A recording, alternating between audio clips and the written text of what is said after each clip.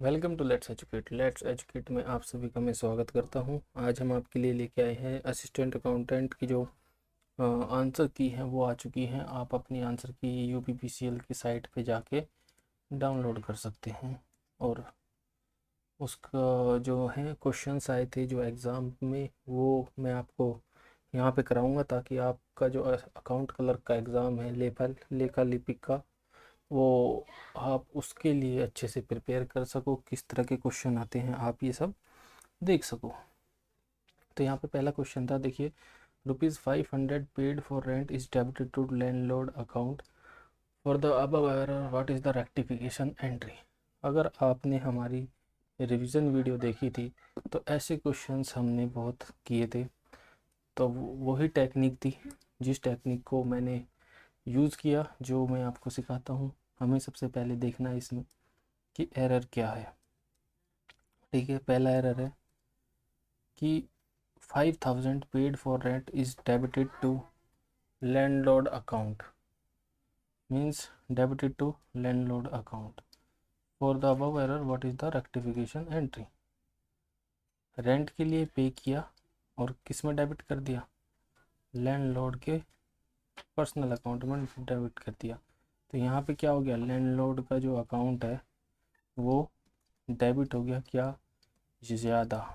तो डेबिट ज़्यादा हो गया तो क्या करो, डेबिट को कम कर दो। और डेबिट को कम करने के लिए हम क्या करते हैं, क्रेडिट।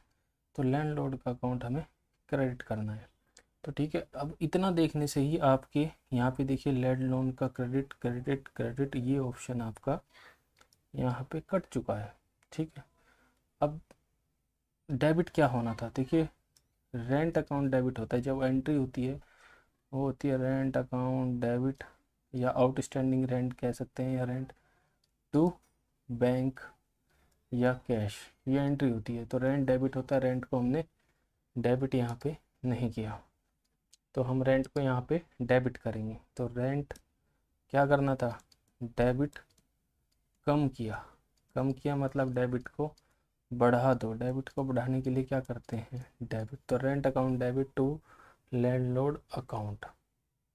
ठीक है, अमाउंट क्या होगी, 500 रुपये थे तो 500 रुपये से यहाँ पे ये हो जाएगी और 500 रुपये से ये हो जाएगी। रेंट अकाउंट डेबिट यहाँ पे 1000 रुपये, इसलिए ये करेक्ट आंसर नहीं है, ये वाला करेक्ट आंसर है रेंट टू लो, और ये भी करेक्ट आंसर नहीं है। ठीक है, तो अगर आपने रिवीजन वीडियो नहीं देखी तो एक बार और देखिए, क्योंकि ये रिवीजन वीडियो एक भी क्वेश्चन इससे बाहर नहीं जाएगा अगर आपने ध्यान से इसको समझ लिया तो। ये टेक्निक समझनी है आपको बस। ठीक है, नेक्स्ट क्वेश्चन था, which of the following statement is incorrect. इनमें से क्या है स्टेटमेंट इनकरेक्ट है, ये दी हुई है। As per schedule 3 a liability should be classified as current when the company does not have an unconditional right to defer settlement for at least 12 month।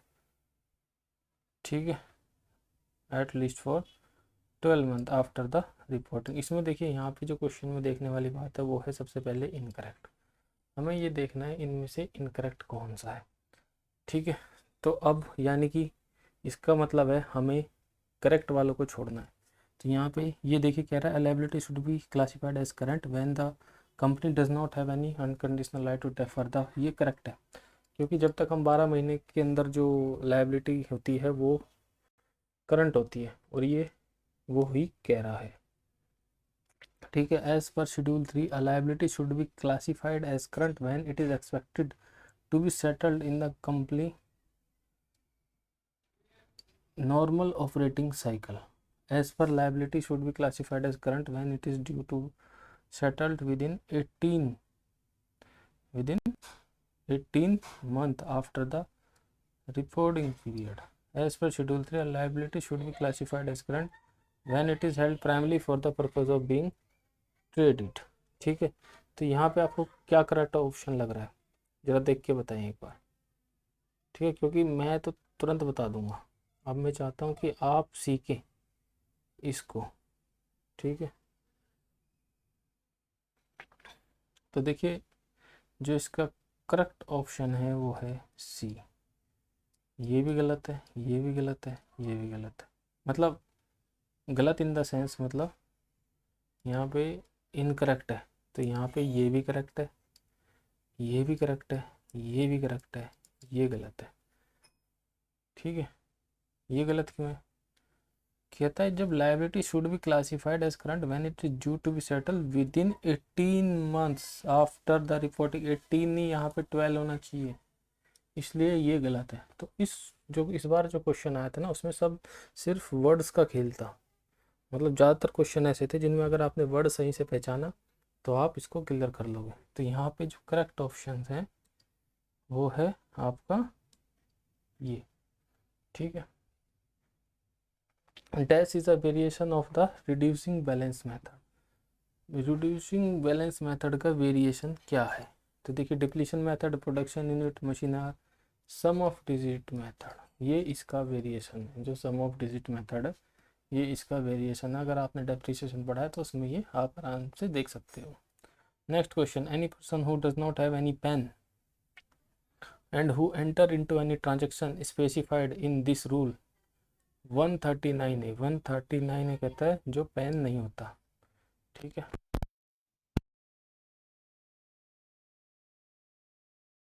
Make a declaration in dash. ठीक है, giving therein the particulars of such transaction either in paper form or electronics। देखिए, जिसके पास pen नहीं होता उसको form 60 देना होता है। अगर आपने इनकम टैक्स के फॉर्म के बारे में पढ़ा होगा तो ही आप इसे कर पाएंगे। ये थोड़ा टफ क्वेश्चन था ये, इसलिए इसको बहुत कम लोगों ने अटेम्प्ट किया है। इसमें फॉर्म 60 होता है, जब आपके पास पेन नहीं होता तो आप इसको दे सकते हैं। ठीक है, फिर कहता है mister x join a job on 1/7/2019 at a monthly salary of 30,000। Monthly salary 30,000 रुपये उन्होंने ज्वाइन किया। टोटल सैलरी बतानी है। देखिए, 1 जुलाई से ज्वाइन किया तो जुलाई, अगस्त, सितंबर, अक्टूबर, नवंबर, दिसंबर, जनवरी, फरवरी, मार्च, 9 महीने की सैलरी थी। 30,000 रुपये पर मंथ है, 2,70,000। बहुत ईजी क्वेश्चन था। ठीक है, next, as per dash it is compulsory for companies firms to file a return of income loss for every previous year on or before the due date. कौन से section के अंदर जो है वो कंपलसरी होता है रिटर्न फाइल करना? तो ये आपने अगर ध्यान से पढ़ा हो तो ये होता है 139 सेक्शन, सब सेक्शन 1। ये जो सेक्शन होता है ये होता है रिटर्न फाइल करने का। तो यहाँ पे ये भी एक सिंपल क्वेश्चन था अगर आपने पढ़ा है। Which of the following statement is correct. इनमें से क्या स्टेटमेंट करेक्ट है? Opening stock net. तो यहाँ पे मैंने आपको बताया था, जो एक बार जिस दिन एग्ज़ाम हुआ था उसी दिन मैंने आपके लिए एक वीडियो लेके आया था जिसमें मैंने ये क्वेश्चन बताया था कि क्या क्या आए थे। उसमें ये क्वेश्चन था CGS का, आपको ये बताना है कि करेक्ट ऑप्शन क्या है। देखिए, कॉस्ट ऑफ गुड सोल्ड होता है opening stock plus net purchase plus direct expense minus closing. ये पहले ही इसका करेक्ट आंसर है। ठीक है, तो इसमें और आपको बढ़ने की ज़रूरत ही नहीं थी। In case of resident individual at a age of 60 or more, interest on bank fixed deposit qualify for the deduction up to। देखिए, जो 80 TTB होता है, 2 सेक्शन होते हैं यहाँ पे, 80 TTA, 80 TTB। 80 TTA इंडिविजुअल के लिए होता है जिसमें 10,000 की छूट मिलती है। 80 TTB में 50,000 की छूट मिलती है, लेकिन ये सीनियर सिटीजन के लिए होता है। तो यहाँ पे करेक्ट ऑप्शन ऑप्शन सी हो जाएगा, क्योंकि यहाँ पे सीनियर सिटीजन दे रखा है। जो 60 से ऊपर होता है वो सीनियर सिटीजन होता है। नेक्स्ट क्वेश्चन,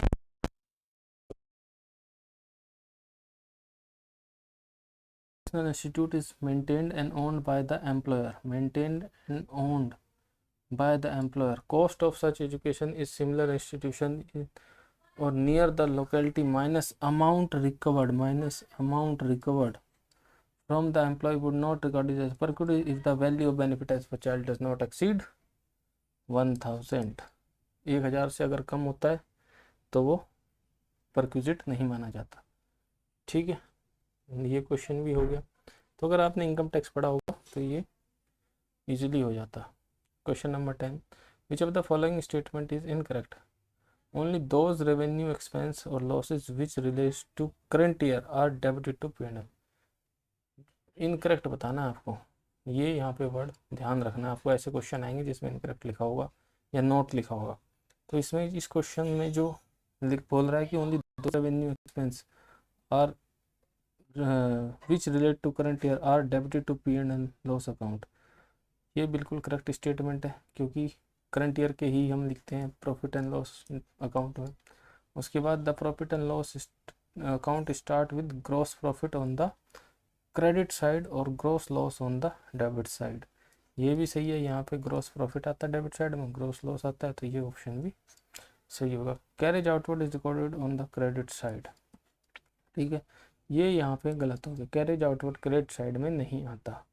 फिर income of and gain other than sale or return on the credit side, ठीक है, ये यहाँ पे इनकम और गेन इस साइड आता है क्रेडिट साइड में, और डेबिट साइड में एक्सपेंस आता है, तो ये भी करेक्ट है। तो यहाँ पे ऑप्शन इसका करेक्ट जो हो जाएगा वो हो जाएगा C, incorrect. Next question 11, as per Dash of Companies Act 2013, the person appointed as an auditor of a company shall sign the audit report or sign or certify any other document of the company in accordance with। देखिए इसमें अगर आपने audit पढ़ा है तो companies act में section 145 होता है जिसके अंदर ऑडिट साइन होता है। 143 किसका होता है? 143 जो आपका होता है वो होता है आपका वो power and duties, power and duties of auditor. 144 होता है आपका ऑडिटर को कुछ सर्विस होती है जो नहीं होती, not to render services, not to render services. उसके बाद 142 होता है आपका, ये होता है आपका अपॉइंटमेंट, अपॉइंटमेंट 143 ये होता है, तो 142 आपका एलिजिबिलिटी होता है, एलिजिबिलिटी रेजिग्नेशन ये सब होते हैं इसमें, ठीक है। ये शायद मैं श्योर नहीं हूँ 142 के बारे में। Which of the following statement is correct, इनमें से क्या स्टेटमेंट कौन सी करेक्ट है? The basic objective of audit changes with reference to nature of entity. Basic objective जो ऑडिट का होता है वो चेंज हो जाता है with reference to nature of entity, ठीक है, तो ये यहाँ पे करेक्ट नहीं है, क्योंकि नेचर ऑफ एंटिटी सिर्फ नेचर ऑफ एंटिटी की वजह से चेंज नहीं होगा। The basic of audit does not change with reference to nature size और फॉर्म, ठीक है, ये यहाँ पे करेक्ट आंसर हो जाएगा। Basic of nature, form of entity, size of entity, तो करेक्ट आंसर है कि नेचर साइज और फॉर्म ऑफ एंटिटी से जो बेसिक ऑब्जेक्टिव है वो तो सेम ही रहेगा, लेकिन प्रोसीजर चेंज हो जाएंगे, कभी भी बेसिक ऑब्जेक्टिव चेंज नहीं होता। उसके बाद नेक्स्ट देखते हैं। देखिए अगर आपका स्कोर इसमें आपको पता है कि कंप्यूटर में आपको अबाउट 25 लाने थे, और जिसके नहीं आए हैं तो वो चिंता ना करें, नेक्स्ट वैकेंसी जल्द आ रही है, और जो कट ऑफ से नीचे रहेंगे अभी कट ऑफ नहीं आई है तो एक्सपेक्टेड है, जो भी रहेंगे उनके लिए आप निराश ना हो। हम आपके लिए लेके आए हैं बैच जो है अकाउंट ऑडिट टैक्स, जिसमें हमारा टारगेट होगा कि 75 प्लस हम उसको कवर करेंगे, आउट ऑफ 70 प्लस करेंगे आउट ऑफ 75। तो ये बैच जल्द ही जैसी नोटिफिकेशन आती है जल्द से जल्द, हम उम्मीद है कि सितंबर में ही हम इसको बैच को स्टार्ट कर देंगे, ठीक है। इस बैच में हम आपके लिए 1000 MCQ, 1000 से प्लस MCQ करवाएंगे आपसे, ठीक है, थ्योरी प्लस प्रैक्टिकल सभी टाइप के क्वेश्चंस करवाएंगे आपसे, डिटेल एक्सप्लेनेशन होगा, और लास्ट में आपको 10 मॉक टेस्ट मिलेंगे फ्री। तो ये सब इसी बैच में होगा, ठीक है। और अभी आप अगर रजिस्टर करते हैं, जब तक नोटिफिकेशन आती है तब तक ही ये डिस्काउंटेड अप्लाई रहेगा, तो आपको 20% का यहाँ पे डिस्काउंट मिलेगा स्पेशल। लेकिन जैसे ही अगर नोटिफिकेशन आ गई उस वक्त तक अगर आपने रजिस्ट्रेशन नहीं किया तो फिर आपको डिस्काउंट नहीं मिलेगा। और मैं आपको बताना चाहता हूँ कि 1 से 2 हफ्ते के अंदर यानी कि सितंबर में ही नोटिफिकेशन आने के पूरे चांस है, ठीक है। तो इसलिए पहले आओ पहले पाओ, जल्द से जल्द रजिस्टर कीजिए। रजिस्टर करने के लिए आपको डिस्क्रिप्शन में लिंक मिलेगा, उसमें आप जाएंगे, उसमें आपको फ़ीस की डिटेल मिल जाएगी कि कितनी फ़ीस हमारी है, ठीक है। और मैं यहाँ पे एक चीज़ और बताना चाहूँगा आपको कि जो कंप्यूटर ओ लेवल है, जो आपका कंप्यूटर ओ लेवल है वो हम मतलब उसकी कोई हम क्लास नहीं प्रोवाइड कर रहे, लेकिन हम उसके लिए यूट्यूब पे ही फ्री में पढ़ाएंगे आपको। कोशिश करेंगे ज़्यादा से ज़्यादा क्लास हम ले सकें और इसके नोट्स भी आपको प्रोवाइड करवाएंगे। तो ये सब ज़्यादातर उन्हें मिलेगा जो ये बैच लेगा। और ये ओ लेवल हम अलग से सब्जेक्ट नहीं लेंगे, लेकिन हम कोशिश करेंगे जब टाइम रहा तो हम आपको पढ़ाने की पूरी पूरी कोशिश करेंगे, ताकि आपका कंप्यूटर में भी कुछ मदद हो सके। एक तरीके से हम आपको कंप्यूटर में गाइड करेंगे। ठीक है, अब बात करते हैं नेक्स्ट क्वेश्चन। पढ़िए।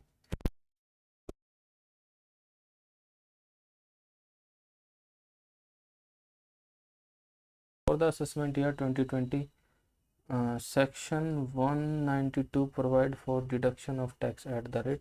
देखिए 192 होता है अगर आप पीएफ से टाइम से पहले प्री मैच्योर विड्रॉल करते हो, प्री मैच्योर विड्रॉल करते हो तो आपको उस पर 10% इंटरेस्ट देना, 10% के हिसाब से टीडीएस काटना होता है, जो वो होती है एजेंसी।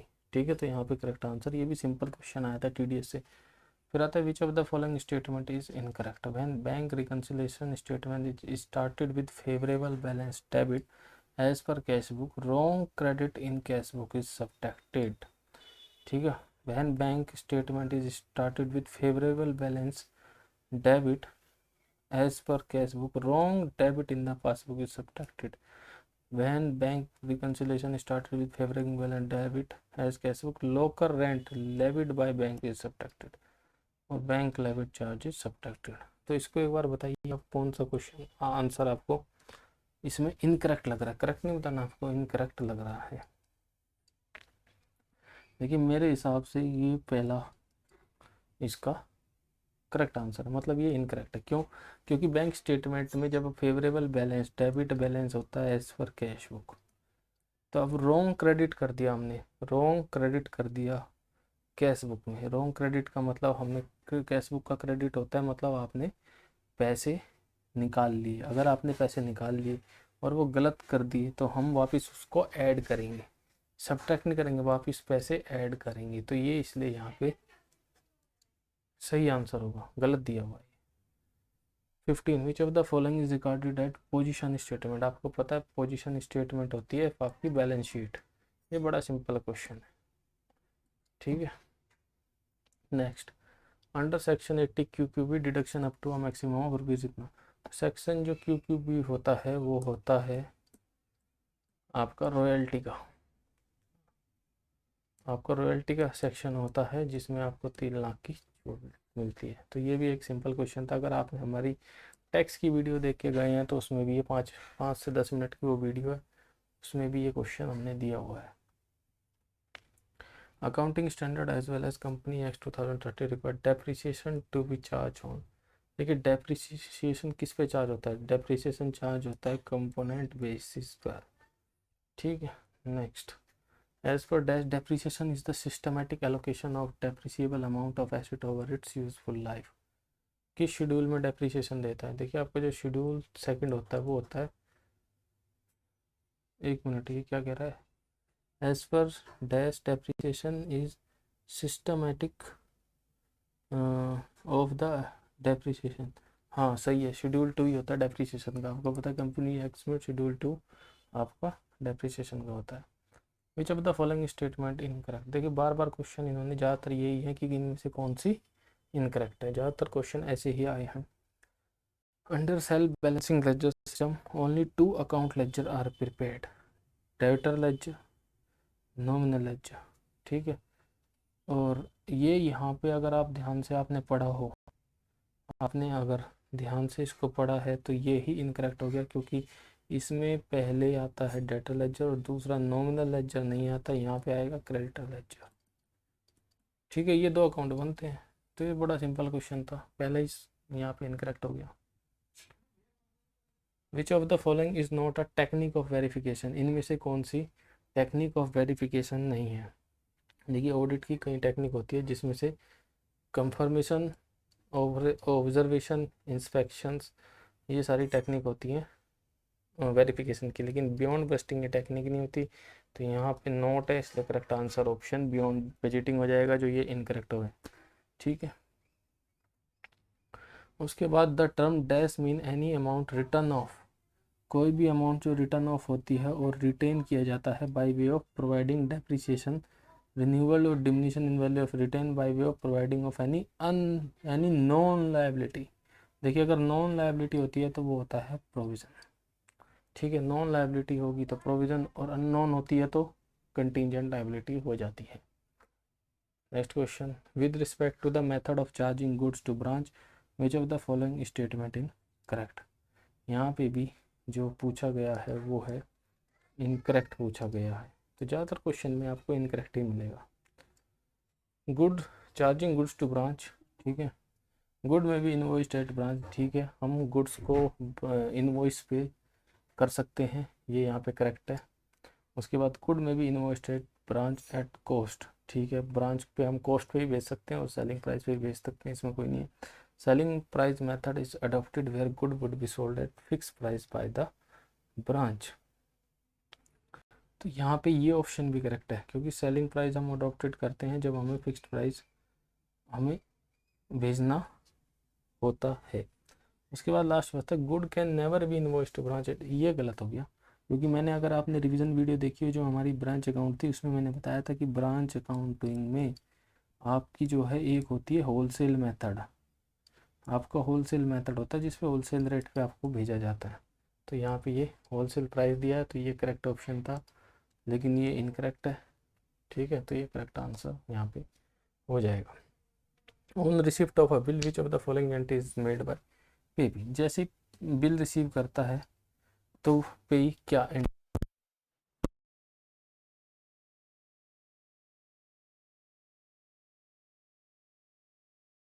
क्योंकि बिल ऑफ एक्सचेंज में मैंने बहुत अच्छे से समझाया था। ये क्वेश्चन लगभग अगर आपने उसमें पढ़ा हो तो एंट्री होती है, देखिए पेई कौन होता है, ड्रॉवर, ड्रॉवर को हम पेई कहते हैं अगर दो ही पार्टी है तो वही क्वेश्चन आया, और एक होता है ड्रॉई, ठीक है। इसके लिए बिल क्या होता है, इसके लिए बी आर होता है, बी आर क्या होता है, एसेट, ये मैंने आपको बताया था, ठीक है। अब एसेट है, एसेट बन गया, बिल साइन होके आया है, पेई ऑन रिसिप्ट ऑफ बिल, यानी कि बिल साइन होके यहाँ से वापस आया है, तो क्या एंट्री होगी, B R account debit to drawee, ठीक है। तो यहाँ पे करेक्ट ऑप्शन आपका 23 का यहाँ पे डी ऑप्शन होगा आपका, ठीक है। Next question 24, with respect to verification which of the following statement is incorrect, देखिए फिर आ गया incorrect. Auditor should find out whether any event after the date of balance sheet has affected, जी हाँ बिल्कुल, ऑडिटर को ये देखना बहुत ज़रूरी होता है कि बैलेंस शीट डेट के बाद कोई आइटम ऐसा तो नहीं रहा है जिसमें इफेक्ट किया हो। Auditor is not required to verify whether asset is subject to any charge, ये गलत हो गया। ये कह रहा है कि ऑडिटर को ज़रूरत नहीं है, ऑडिटर को ज़रूरत नहीं है कि वो ये चेक करे कि एसेट कोई चार्ज है, यानी कि एसेट मॉर्गेज है, बैंक ने लोन तो नहीं ले रखा कंपनी ने, एसेट को सिक्योरिटी के तौर पे देकर, ये देखना बहुत ज़रूरी होता है, तो यहाँ पे इनकरेक्ट हो गया। Asset should confirm all the asset of the company, asset should confirm all the asset of company physically exist, ठीक है, तो ये भी यहाँ पे फिजिकली ये करेक्ट है मतलब, और the auditor has to verify that asset are in position of the company on the date of balance sheet, ये भी आपको देखना होता है कि पोजीशन में है कंपनी के पास एसेट हैं भी या सिर्फ नहीं है। ये आपको याद होगा सत्यम का केस, उस केस में उनके पास एसेट नहीं थे इसलिए सत्यम कंपनी डूब गई थी, सिर्फ कागज पे थे। Question number 25, if rent is paid for house situated in Mumbai, देखिए एचआरए मैंने आपको बताया था, एचआरए कैलकुलेट करने के तीन तरीके होते हैं। सबसे पहले 50% और 40% ऑफ सैलरी, ये 50 होता है मेन सिटी जैसे मुंबई दिल्ली कोलकाता मेन सिटी, और ये बाकी के लिए 40। दूसरा होता है एक्चुअल एचआरए, और तीसरा होता है आपका rent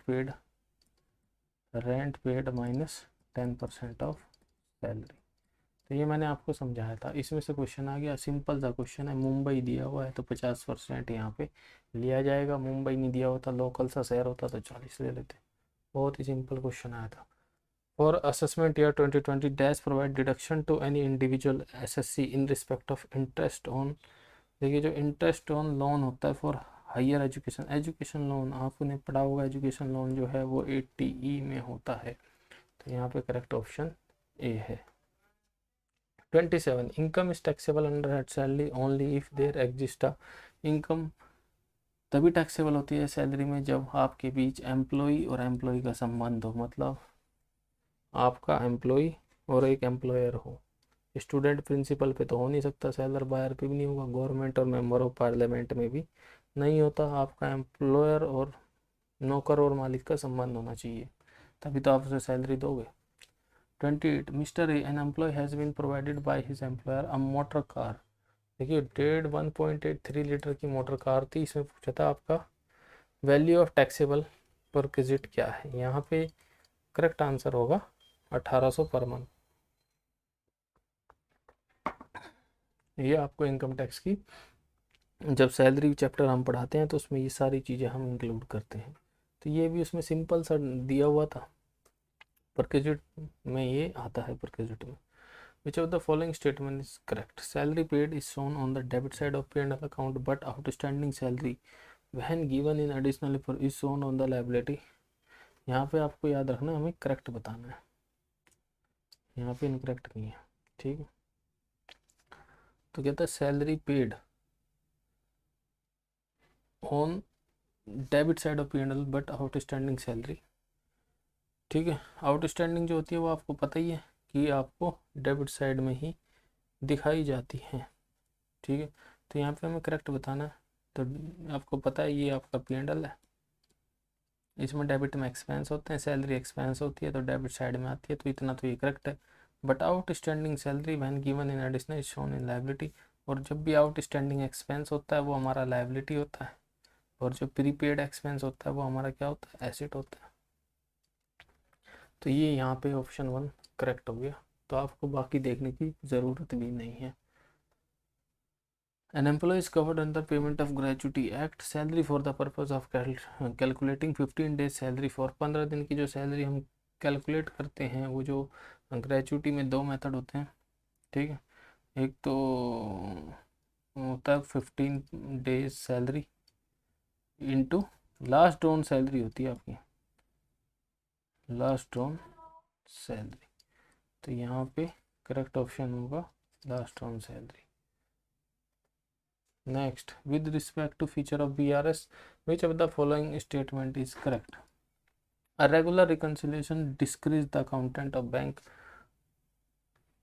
from embezzlement of fund। जो आपका ये होता है रेगुलर, जो मतलब डिस्करेज करता है, अगर हम रिकन्सिलेशन बनाए किसको, अकाउंटेंट को, वो डिस्करेज करेगा। An undue delay in the clearance of cheque will show up in the balance. ठीक है, उसके बाद एन अनड्यू डिले, फिर BRS help in finding out actual and true position, actual और ट्रू पोजीशन बताती है। और फिर BRS will bring out an error that may have been committed in cash book but not in passbook. तो ये सारे दिए हुए हैं। यहाँ पे इनकरेक्ट स्टेटमेंट है डी। इनकरेक्ट डी क्यों है, क्योंकि ये कहता है error that may have been committed, cash book का एरर है, पासबुक में नहीं है। तो ये थोड़ा होगा कोई BRS will bring out an error that may have been committed in cash book but not in passbook. भाई BRS तो दोनों बताएगी ना, चाहे पासबुक में हो चाहे आपका कैश बुक में हो, दोनों में एरर बताएगी ना। तो ये इनकरेक्ट यहाँ पे हो जाएगा। और रेगुलर रिकन्सिलेशन डिस्करेज करता है अकाउंटेंट को। भाई अगर हम रेगुलर BRS बताएंगे तो बैंक वाला चोरी थोड़ा कर पाएगा कुछ। ठीक है, द टर्म ऑडिट, ऑडिट हमें बताया था आपको कि ऑडिट वर्ड जो बचा है वो ओडायर से बना है, और जिसका मतलब है टू हियर, यानी कि to listen. Section 80 CCE restrict करता है, section 80C plus 80CCC plus 80CCD1 इन तीनों का जो मैक्सिमम डिडक्शन होगी वो 1,50,000 होगी, ये याद रखें आप। तो ये करेक्ट आंसर, ये भी देखते ही बहुत इजी क्वेश्चन था।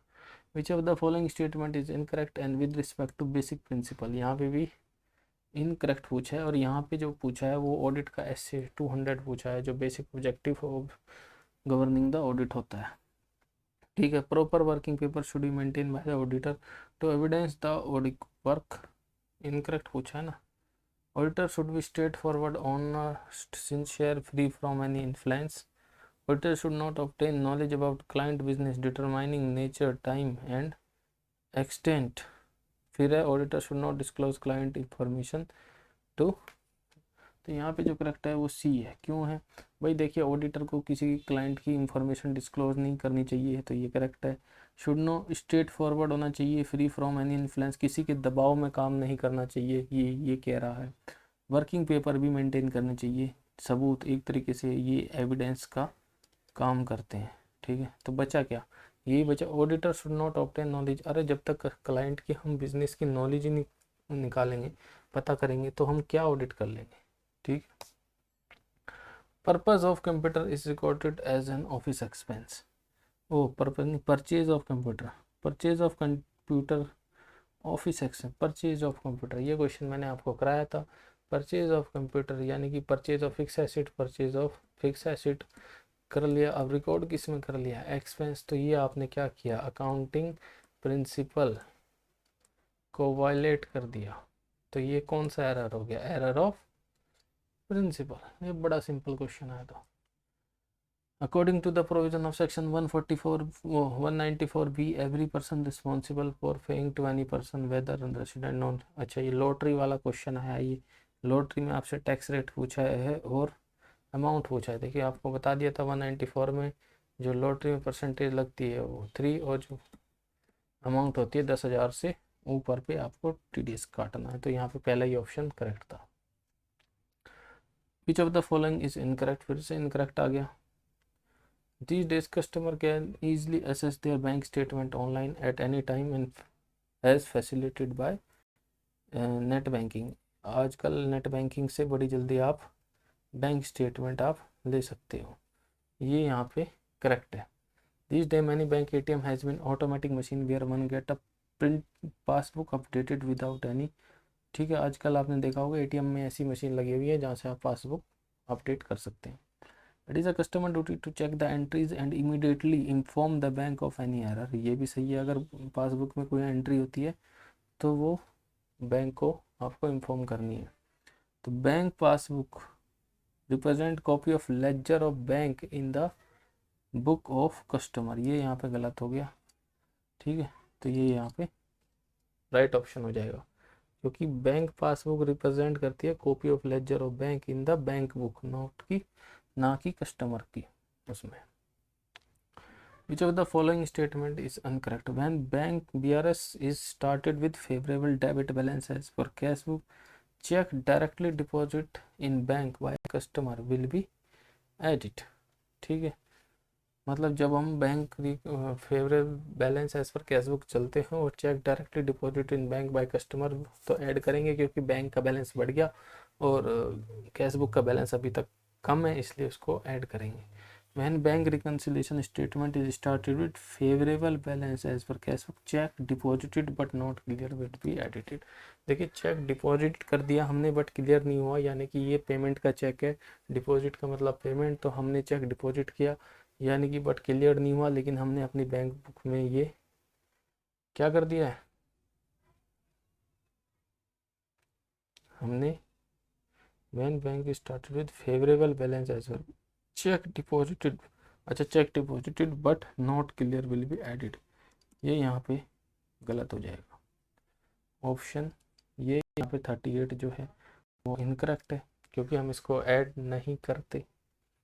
ठीक है, नेक्स्ट देखते हैं। When bank statement start debit balance check issued but not presented, check issued but not presented मतलब जो चेक इशू हो चुका है पर अभी तक, मतलब हमने चेक किसी को पेमेंट के लिए दे दिया है लेकिन वो आया नहीं है, यानी कि हमने कैश बुक में से पैसे निकाल लिए, तो अब हम उसे वापस ऐड करेंगे। तो ये भी यहाँ पे करेक्ट हो गया। When statement started debit cash book, income directly received by bank, income directly receive by bank भी हम ऐड करेंगे क्योंकि बैंक का बैलेंस बढ़ गया। तो यही एक ये क्वेश्चन है जो गलत है। ठीक, next, with respect to the concept of bank reconciliation statement which of the is incorrect.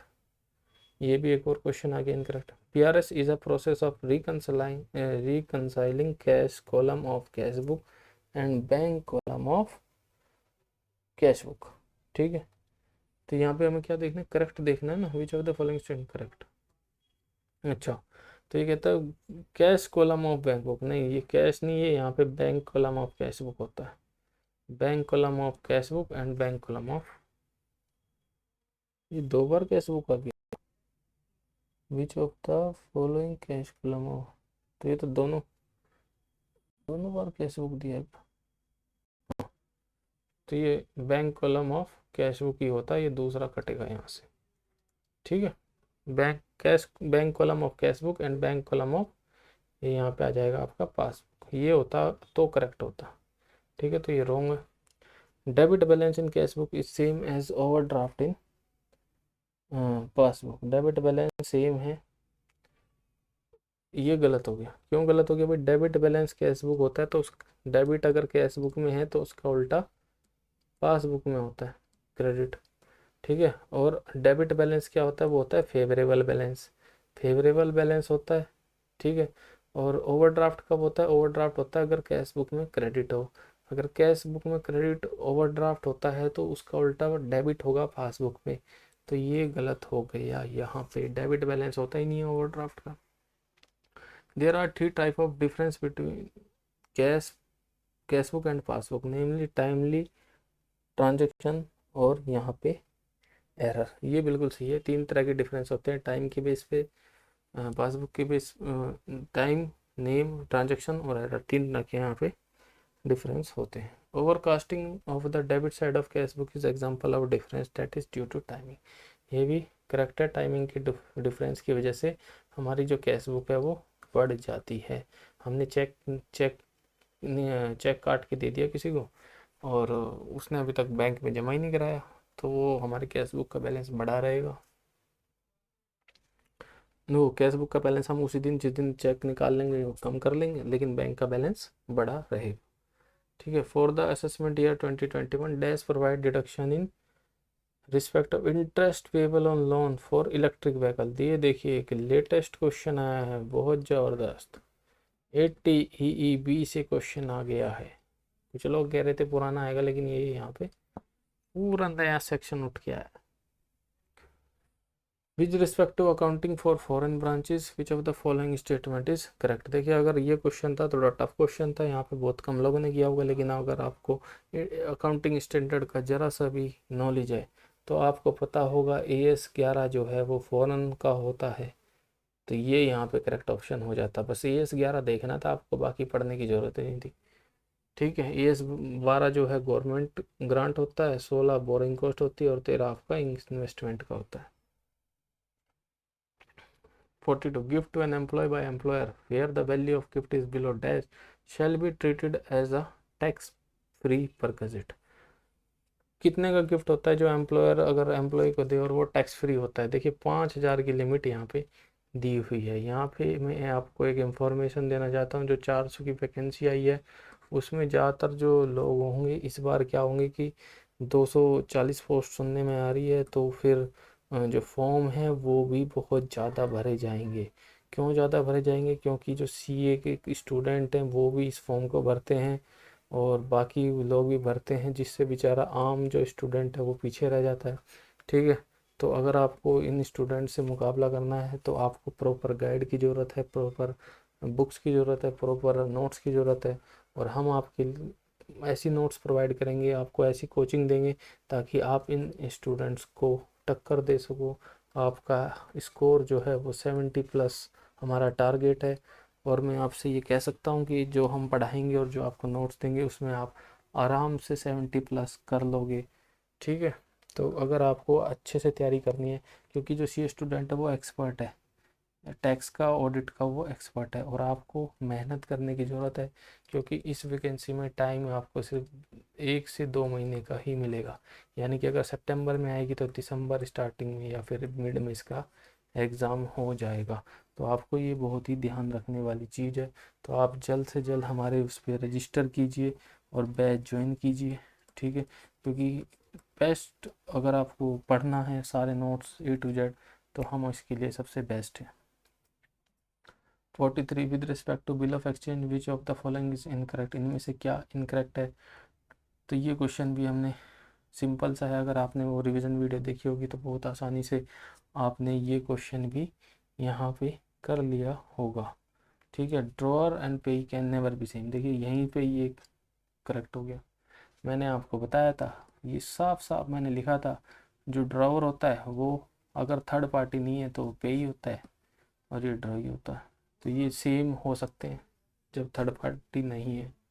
अगर ये बिल को एंडोज नहीं करता तो ये ड्रॉ पे ही सेम होते हैं। तो ये बड़ा सिंपल सा क्वेश्चन था। देखिए, for the purpose of section subsection 12 of 143 of IGNA, in case of auditor has sufficient reason to believe that offense involving fraud is being or has been committed against the company by the officer employee, he shall report the matter to central government। ये थोड़ा high level का question था जो आप लोग नहीं कर पाते, जो CA वाले हैं शायद वो कर लेते आसानी से। तो ये यहाँ पे 60 डेज होता है, 60 डेज के अंदर इसको गवर्नमेंट को बताना होता है।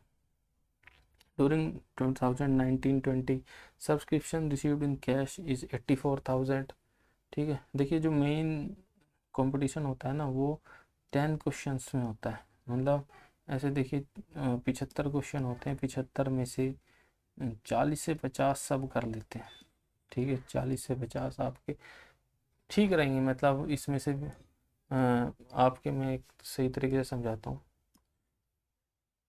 इसमें 40 से 50 में से आपके 25 से 30 आपके इजी रहेंगे, ठीक है।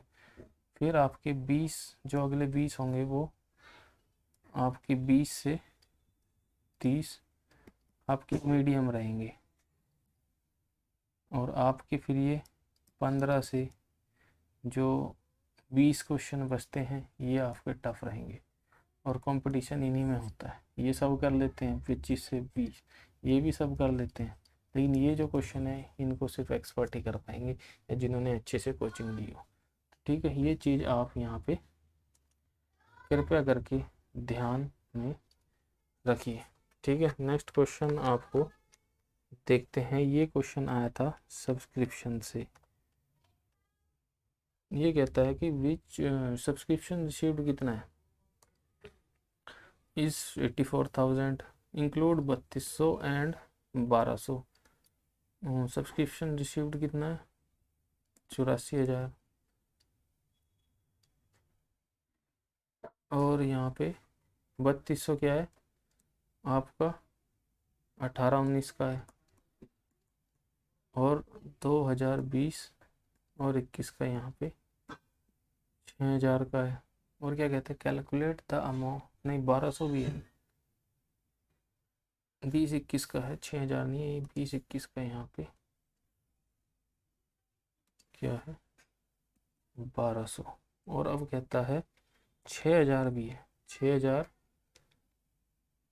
एक मिनट यहाँ पे आ जाएगा आपका 84,000 हो गया, और फिर आपका 3200 रुपये हो गया, फिर 1200 रुपये हो गया, फिर आपका यहाँ पे 6,000 हो गया, ठीक है। तो आपका जो आंसर आएगा वो 3200 माइनस ये प्लस हो जाएगा, तो ये आ जाएगा 85,600। ये कैसे आया, वही देखिए जो सब्सक्रिप्शन रिसीव्ड है वो है 84,000, इसके अंदर ही 3200 किसका है, 3200 इसके अंदर पुराना है वो निकाल दो, और 1200 क्या है, 1200 अगले साल का है वो भी निकाल दो। तो सब्सक्रिप्शन कितना बचा, ये 84 माइनस 32 माइनस 200, और 6,000 क्या है स्टिल टू बी रिसीव्ड, वो ऐड कर दो, 6,000 आना है, तो ये आ गया आपका 85,600 रुपये। तो ये भी इतना नॉर्मल क्वेश्चन था। Dash is the examination of auditor of all documentary evidence which are available to the, ये क्या होता है, वाउचिंग होती है। वाउचिंग में आप सभी एग्जामिनेशन करते हैं। वाउचिंग मतलब डॉक्यूमेंट को एविडेंस को स्क्रूटनी करनी, इसको कहते हैं vouching. For assessment year 2021 standard deduction, देखिए 2021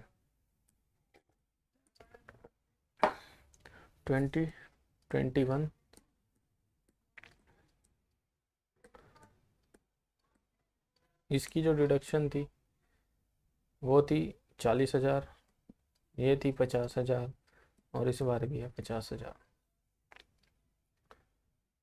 2021 एंड 2। ठीक है, ये असेसमेंट ईयर थोड़े तरीके से लिखता हूँ मैं। ये थी असेसमेंट ईयर 2019-20, 2020-21 और 2021 और 22। ठीक है, जो ये अभी करंट ईयर जो है वो ये है। ठीक है, तो इसकी करेक्ट आंसर था 50,000। विच of the following is not an error of commission, मैंने बताया था एरर ऑफ कमीशन, ये बहुत अच्छे से समझाया था आपको वीडियो में। पोस्टिंग ऑफ रॉन्ग अकाउंट ये एरर ऑफ कमीशन है, रॉन्ग अकाउंट ये भी एरर ऑफ कमीशन है, posting on the wrong side ये भी एरर, ओमिशन कंप्लीट ओमिशन जो है वो एरर ऑफ ओमिशन होता है। ये बड़ा सिंपल क्वेश्चन इन्होंने दिया हुआ था। Which respect to the bill of exchange which of the following statement is incorrect, फिर इनकरेक्ट आ गया। A bill of exchange contain an unconditional order to pay, order to pay, unconditional order। ठीक है, a bill of exchange notice of dishonor must be given, notice of dishonour का जो होता है वो मस्ट बी गिवन, आपको देना ही देना है। इनकरेक्ट बताना ना, अ bill of exchange is paid by acceptor. ठीक है, देखिए ये ड्रॉअर होता है आपका, ये ड्रॉई होता है, तो ये बिल बनाता है ये मेकर होता है, ये उसको एक्सेप्ट करता है, ये इसलिए एक्सेप्ट करता है क्योंकि इसको पे करना होता है, ये भी करेक्ट है। Bill of drawn by debtor, ये मैंने आपसे कहा था कि इससे क्वेश्चन जरूर आता है जब मैंने रिवीजन वीडियो बताई थी और ये क्वेश्चन आया। यहाँ पे करेक्ट ये होगा क्योंकि ये जो ड्रॉअर होता है ये होता है आपका क्रेडिटर और ये होता है ड्रॉई। ठीक है, अगर आप रिवीजन वीडियो भी सिर्फ देख के गए हैं तो इसमें से कम 15 से 20 क्वेश्चन ऐसे हैं जो आपने सिर्फ रिवीजन वीडियो से ही कर लिए होंगे। ठीक है, तो करेक्ट ऑप्शन यहाँ पे क्रेडिटर होना था, यहाँ पे क्रेडिटर आता। ठीक, next, which of the following expense should not become part of cost of asset for the purpose of calculating depreciation। हमने कहा था एसिड को खरीद के लाते हैं और इंस्टॉलेशन तक सभी जो चार्जेस होते हैं वो हम कैपिटलाइज करते हैं। ठीक है, आप देखते हैं option, initial delivery and handling cost ये कैपिटलाइज होगा, कैपिटल एक्सपेंडिचर है। कॉस्ट प्रिपेयर, साइट प्रिपेयर करना कैपिटल एक्सपेंडिचर है।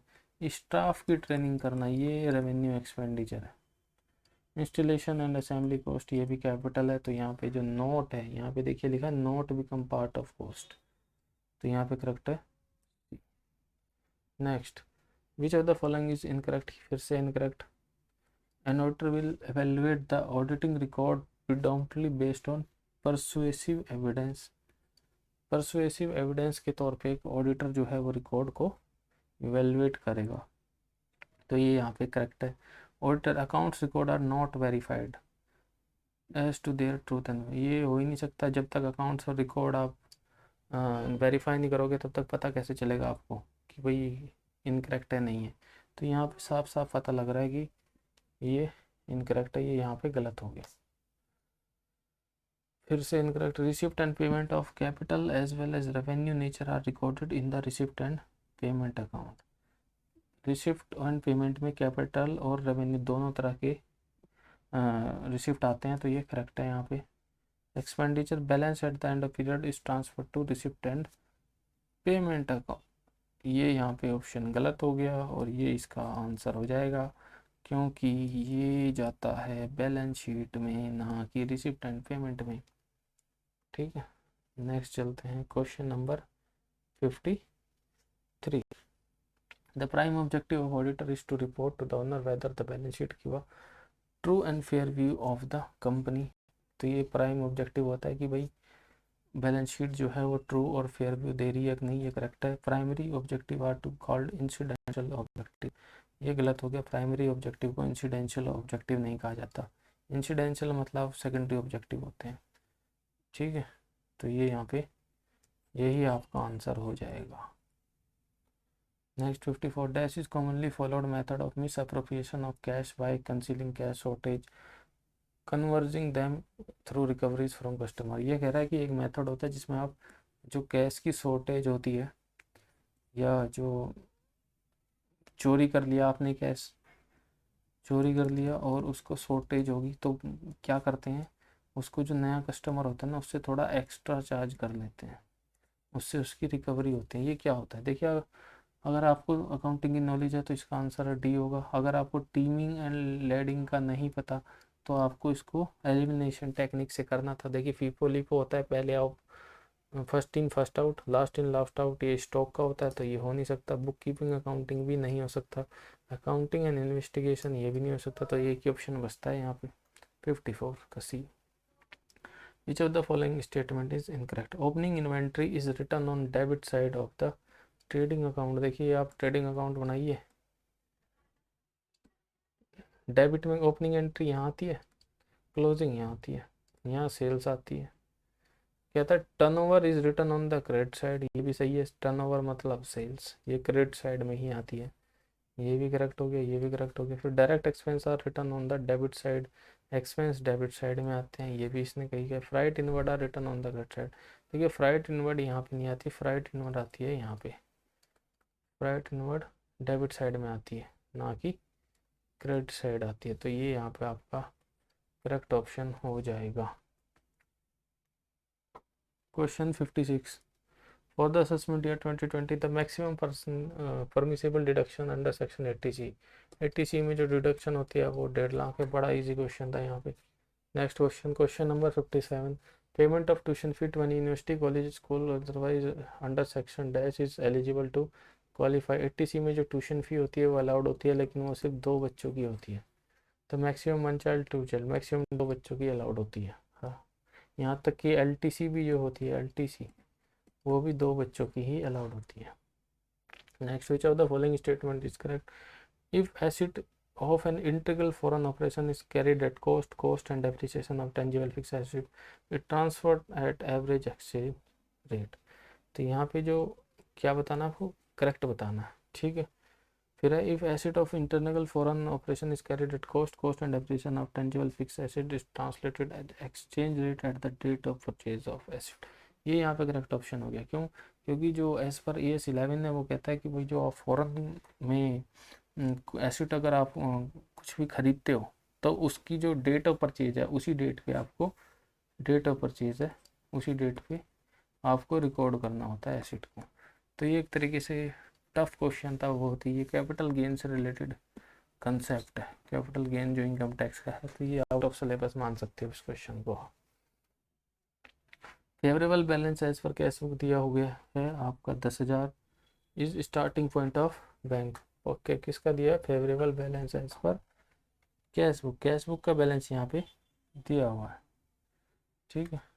तो यहाँ पे आप कैश बुक का बैलेंस लिख लो, कैश बुक बैलेंस कितना है? 10,000, ठीक है। अब कहता है cheque issued but not presented, cheque हमने इशू कर दिया बट नॉट प्रेजेंटेड, मतलब प्रेजेंट नहीं किया, इशू कर दिया यानी कि कैश बुक में से हमने इसको लेस कर दिया होगा, तो फिर उसको ऐड कर दो। तो ये कितना हो गया? ऐड करेंगे 10 3 7,000 हो गया, ओ 13,000 हो गया, ठीक है। अब कहता है cheque deposited but not credited, cheque हमने डिपॉजिट कर दिया जिसके हमें पैसे आने थे, तो कैश बुक में हमने वो ऐड कर दिया होगा, उसको लेस कर दो। 13 में से 4 गए 9, तो यहाँ पे करेक्ट ऑप्शन हो जाएगा ए। तो ये भी बड़ा सिंपल सा क्वेश्चन था। Which of the following statement is incorrect, इनमें से कौन सा स्टेटमेंट इनकरेक्ट है? Auditor satisfy himself with authenticity of the financial account prepared for the particular period. Authenticity of final accounts ये करेक्ट है, क्योंकि ऑडिटर जो है वो फाइनल अकाउंट की ये जांच करता है कि क्या वो सही है या नहीं है। Audit is done by dependent qualified person, ये यहाँ पे गलत हो गया। अब डिपेंडेंट मतलब जिस पे कंपनी भरोसा वो करती है, कंपनी का ऊपर निर्भर है, तो ये इंडिपेंडेंट होता है, निष्पक्ष जांच होती है। इंडिपेंडेंट यहाँ पे करेक्ट ऑप्शन होगा, तो ये यहाँ पे ऑप्शन करेक्ट हो गया। During previous year 2020 or 1920 and SSC paid insurance premium 25,000 on LIC of spouse policy taken on 1/4/2015 sum assured 2 lakh, what is the limit. 80C की डिडक्शन पूछी है। देखिए LIC में आप 80C की डिडक्शन लेते हैं, लेकिन सेक्शन 10 में इसको लिमिटेड कर दिया जाता है, लिमिट लगा दी जाती है। वो लिमिट होती है 20% और 10%, और डिसेबल के केस में 15%। ठीक है, अगर आपने पॉलिसी 1/4/2012 के बाद ली है तो वो 10% रेट होता है उसका। तो यहाँ पे हो जाएगा 1/4/15 में लिया है तो 10% यहाँ पे रेट एप्लीकेबल होगा। सम एश्योर्ड कितना है, सम एश्योर्ड है 2 लाख, तो 2 लाख का 10% तो 20%, 20,000। तो मैक्सिमम कितना अलाउड होगा, मैक्सिमम आपको 20,000 का प्रीमियम दे सकते हैं। पॉलिसी में कितना दे दिया, 25,000 का दे दिया, 5,000 आपने एक्स्ट्रा दे दिया। तो क्वालिफाइंग अमाउंट क्या है, क्वालिफाइंग अमाउंट आपकी 20,000 है। तो ये भी सिंपल क्वेश्चन था अगर आपने पढ़ा हो तो। 190C मैंने ये रिवीजन उसमें भी करवाया था आपका, रिवीजन उसमें भी वीडियो में भी क्वेश्चन था, जो मोस्ट एक्सपेक्टेड वीडियो थी उसमें मैंने बताया था कि अगर 190C में इंडिविजुअल के केस पे 1% लगता है TDS, कॉन्ट्रैक्टर के केस में, और 2% में अदर। तो यहाँ पे सिंपल सा पूछा था, इंडिविजुअल का केस पूछा था, तो आपको 190C देखना था इंडिविजुअल और 1% पे टिक करके आना था। नेक्स्ट क्वेश्चन, अनइंटेंशनल ओमिशन और कमीशन ऑफ अमाउंट या और account in the process of recording transaction commonly known है। देखिए एरर और फ्रॉड दो ऑप्शन हो सकते हैं। फ्रॉड क्या होता है, लेकिन फ्रॉड क्या होता है, इंटेंशनल होता है। इंटेंशनल मतलब जानबूझ के किया गया, और एरर क्या होता है, अनइंटेंशनल मतलब गलती से हो गया, यानी कि मिस्टेक हो गई, जिसको कहते हैं क्लैरिकल मिस्टेक। तो ये फ्रॉड नहीं कहलाती, तो यहाँ पे ये करेक्ट ऑप्शन एरर है। 64 which with respect to self balancing ledger following statement is incorrect. फिर incorrect, the system under which each ledger is made to balance is called self balancing statement. तो यहाँ पे ये करेक्ट है। Internal check system can not be straighten as it become impossible to check the accuracy of each ledger independently. तो यहाँ पे गलत है, क्योंकि ये इंटरनल चेक सिस्टम स्ट्रेंथन हो सके, इसीलिए हम सेल्फ बैलेंसिंग लेजर को यूज़ करते हैं, जो अलग अलग अकाउंट हम बनाते हैं। ठीक है, ये यहाँ पे internal check system can not be use, हाँ यही होगा, इसका गलत यही है। ठीक है, और बाकी एक बार आपको गलत मिल जाए फिर बाकी देखने की भी जरूरत नहीं होती, इससे आपका टाइम बचता है। The dash deal with objective, आपको अभी पहले ही क्वेश्चन आया था 200 ऐसे 200 से एक और क्वेश्चन है कि objective and scope of audit ऐसे 200 होता है। As per section 203A director general of income tax has to deliver statement of TDS। देखिए जो डायरेक्टर जनरल होता है उसको आपने अगर नाम सुना हो 26AS, यहाँ पे करेक्ट ऑप्शन हो जाएगा। 26AS एक स्टेटमेंट होती है जो इनकम टैक्स की साइट पे आपको मिलेगी। उसके बाद as per provision of expect in case of insurance banking company general balance sheet is equal to prepared as per form set out in, मतलब एक्सपेक्ट इन केस ऑफ ये balance sheet किस पे through बनती है। तो ये भी most expected जो हमने सीरीज कराई थी उसमें से ये क्वेश्चन आया है, सेम क्वेश्चन था। इसका करेक्ट आंसर क्या होगा बताइए।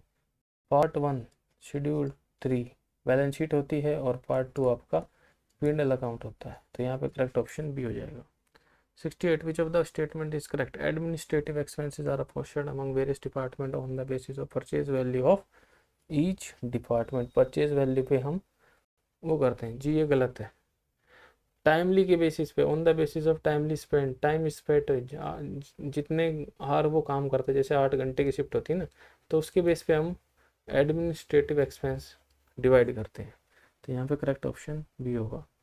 Uncommitted permission received by a government employ. देखिए गवर्नमेंट एम्प्लॉय जो होता है, अगर वो अनकमिटेड पेंशन लेता है तो वो टैक्सेबल है या नहीं। अगर आपने ग्रेजुएटी पढ़ी हो तो ग्रेजुएटी में 2 तरह की होती है, एक होती है अनकमिटेड और एक होती है committed.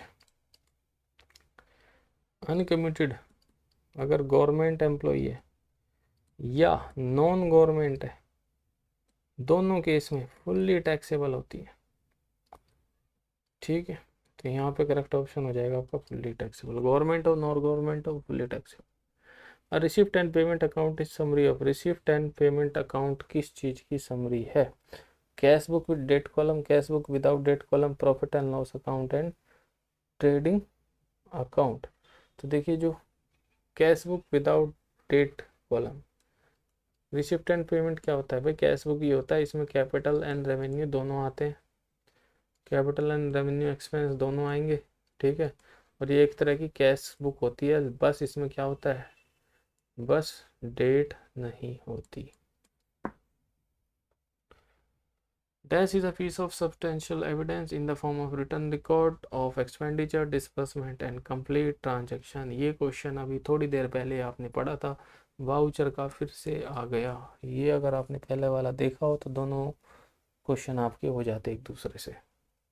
Non profit organisation register under section 8 company जो होती है नॉन प्रॉफिट, वो अपने कौन से शेड्यूल के अंदर रिकॉर्ड बनाती हैं, required to prepare their income and statement account as per which schedule, they are required to paid as per schedule 3 ही रहता है, ठीक है।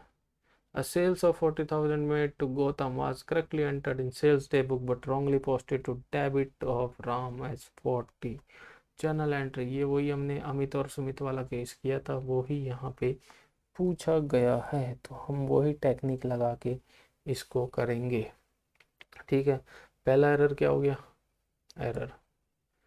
एरर नंबर 1 क्या हो गया, sale of 400 made to Gautam was correctly entered in sale day book, wrongly posted debit, Ram के account में डेबिट हो गया, क्या हो गया, डेबिट ज़्यादा हो गया तो डेबिट को कम कर दो, डेबिट को कम कर दो तो क्रेडिट कर दो, राम को क्रेडिट कर दो कितने रुपए से, wrongly posted to debit of Ram is 40 रुपये से, ठीक है। अगर आपने वो कॉन्सेप्ट समझ लिया है तो ये आपको 10 मिनट तो दूर की बात है, 15 सेकंड लगनी है क्वेश्चन को करने में, ठीक है। तो यहाँ पे आप लिखेंगे 40 रुपये से राम डेबिट क्रेडिट करना है, ठीक है। सेकंड, फिर क्या हो गया, हमें गौतम को क्या करना था, गौतम को हमें डेबिट करना था तो नहीं किया, तो डेबिट कम किया, डेबिट कम किया तो क्या करेंगे, डेबिट को हम बढ़ा देंगे, डेबिट को बढ़ाएंगे तो हम क्या करेंगे, क्रेडिट। गौतम को, और डेबिट को बढ़ाते हैं तो हम क्रेडिट नहीं करते, डेबिट को बढ़ाते हैं तो हम करते हैं डेबिट। डेबिट को बढ़ाने के लिए डेबिट करेंगे तो गौतम को बढ़ा देंगे कितने से, a sale of 400 was made, ठीक है। एक और एरर हुआ है, तीसरा एरर हुआ है कि 40 रुपये और 400 रुपये, यहाँ पे 360 रुपये का भी तीसरा एरर है, 360 रुपये आपको देखना है। तो अब देखना है आपको, राम को क्रेडिट करना है, गौतम को डेबिट करना है, गौतम को डेबिट यहाँ पे हो रखा है, राम क्रेडिट यहाँ पे हो रखा है 440 से, तो ये हमें लग रहा है। उसके बाद गौतम डेबिट हो चुका है, राम डेबिट, ये गलत हो गया, राम डेबिट नहीं हमें क्रेडिट करना है, राम ये भी गलत हो गया, राम क्रेडिट सस्पेंड, ये गौतम डेबिट हो गया, गौतम को हमें डेबिट करना है, क्रेडिट कर रखा है, तो ये तीनों गलत हो गए, तो करेक्ट आंसर यहाँ पे आ जाएगा। Dash mean an inquiry into the value, ownership, title, existence, possession and presence of any charge of asset, ठीक है। इंक्वायरी ये तो बड़ा सिंपल क्वेश्चन है, इंक्वायरी वर्ड देख लिया आपने, इंक्वायरी किस में होती है, वेरिफिकेशन में होगी, तो ये भी क्वेश्चन हो जाएगा। तो एक बार फिर मैं आपको बताना चाहूँगा कि हमारे रजिस्ट्रेशन स्टार्ट हो चुके हैं, आप जल्द से जल्द रजिस्टर करें। अगर आपको 20% डिस्काउंट लेना है, फीस जानने के लिए आपको लिंक डिस्क्रिप्शन में दिया हुआ है, और डिस्क्रिप्शन में जाइए, आप लिंक पे क्लिक कीजिए और वहाँ पे आपको फीस डिटेल आपको नीचे मिल जाएगी, आप सेलेक्ट करिए और हमारा ये फॉर्म भरिए, और जैसे ही क्लास स्टार्ट होगी हम आपसे कांटेक्ट करेंगे और आप फीस पे कीजिएगा, और ये आप यहाँ पे डिस्काउंट लेके क्लास स्टार्ट हो जाएगी। देखिए समय बहुत कम है, आपको बढ़िया हम क्लास देंगे, और अगर ये क्लास जैसे हम यहाँ पे क्वेश्चन समझाते हैं ऐसे ही हिंदी में चलेगी, वर्ड्स जो हैं ऐसे इंग्लिश में ही आएंगे और हिंदी में चलेगी। हम आपको 1000 से ज़्यादा MCQ करा के भेजेंगे, ताकि आपसे कोई भी ऐसा क्वेश्चन ना हो जो आपने ना देखा हो, अच्छी खासी हम प्रैक्टिस कराएंगे आपसे, ठीक है। Which of the following is not a characteristic of bill of exchange, ये बड़ा सिंपल क्वेश्चन है, ये मैंने आपको बताया था कि उससे आया है हमारी रिवीजन वीडियो से। प्रॉमिस टू पे अ कंडीशनल, यहीं पे ये गलत हो गया, अनकंडीशनल होता है, कंडीशनल मस्ट बी डेटेड होता है, राइटिंग में होता है, प्रॉपरली स्टैम्प होता है, तो ये इसके कैरेक्टरिस्टिक नहीं है। और ये यहाँ पे 75 क्वेश्चन थे। अब देखते हैं वेटिंग में है कि हम लिस्ट कितने पे लगती है। ठीक है, उम्मीद है 90 के आसपास लगेगी, अब पता नहीं, क्योंकि अब बच्चे बोल रहे हैं सर एक कट ऑफ बता दो। अब मैं कट ऑफ कैसे बता दूँ, इतने सारे बच्चों ने, कम से कम 20,000 प्लस ने एग्ज़ाम दिया था, और ये तो यूपीपीसीएल ही बता सकता है कि भाई कैसी कट ऑफ जाएगी या नहीं जाएगी। आप इंतज़ार कीजिए, 4 से 5 दिन के अंदर सब क्लियर हो जाएगा। ठीक है, हम ऐसे कट ऑफ अपने आप से अज्यूम नहीं कर सकते कि हो सकता है, क्योंकि 21 सीट है, हम टॉप 21 बच्चे उठा लिए जाएंगे। ठीक है, अब ठीक है, और आप अगर इसमें सेलेक्ट नहीं होते हैं तो आप घबराइए नहीं, हम आपके साथ हैं। आप क्लास ज्वाइन कीजिए, इस बार नहीं तो अगली जो ये सितंबर में भर्ती आ रही है, इसमें हम आपका सिलेक्शन करवा के ही रहेंगे, पूरी मेहनत करेंगे, अभी से स्टार्ट कर देंगे और जी जान लगा के हम ये सिलेक्शन लेके रहेंगे। और बात करते हैं बाकी, हमारे चैनल को ज़्यादा से ज़्यादा शेयर कीजिए, सब्सक्राइब कीजिए। ठीक है, और यहाँ पे हमारी क्लास समाप्त होती है, और ज़्यादा से ज़्यादा लोगों को हमारे चैनल के बारे में बताइए, शेयर कीजिए। और अकाउंट क्लर्क का जो रिवीजन है वो जारी रहेगा, कि एक और उसकी डेली हम कोशिश रहेगी, ये सब फ्री में आपको अवेलेबल होगा रिवीजन, हम आपके लिए क्लास लाते रहेंगे। Thank you.